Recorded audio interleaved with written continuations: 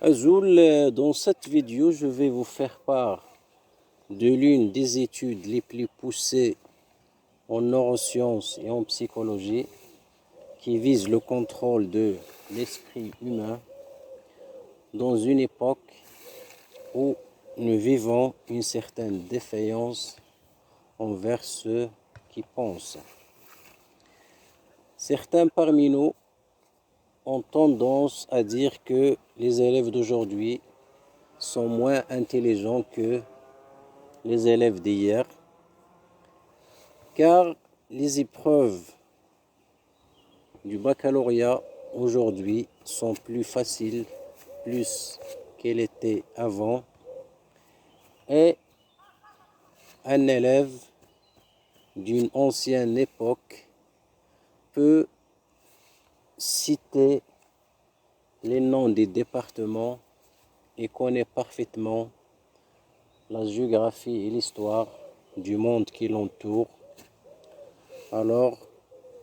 que un élève d'aujourd'hui n'a pas cette information à portée de main. C'est sûr que l'élève d'aujourd'hui n'a pas cette information à portée de main, il n'a pas besoin d'encombrer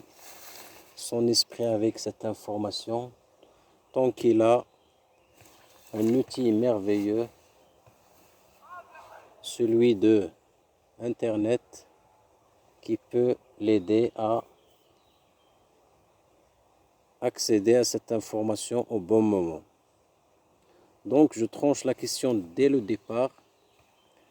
pour dire que un homme parmi nous aujourd'hui avec un quotient intellectuel moyen est équivalent à un homme génie d'autrefois. Par ailleurs, Daniel Kahneman, un chercheur allemand, affirme que nous vivons actuellement dans une époque où les hommes deviennent de plus en plus bêtes et irrationnels, car notre cerveau est dominé par le système de croyance 1, celui des heuristiques,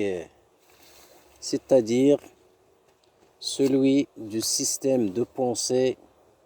trop rapide, guidé souvent par nos sentiments et nos croyances, voire nos pulsions. Nous sommes donc loin du système de pensée de celui des algorithmes de pensée rationnelle.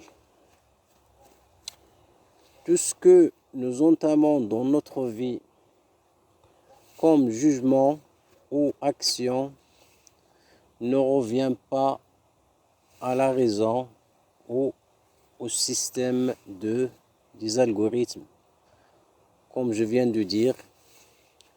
d'où le malheur, les inégalités qui existent partout dans le monde. Selon Kahneman, ce système de pensée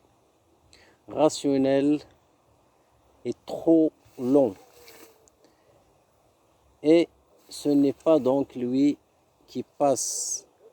en premier dans notre cerveau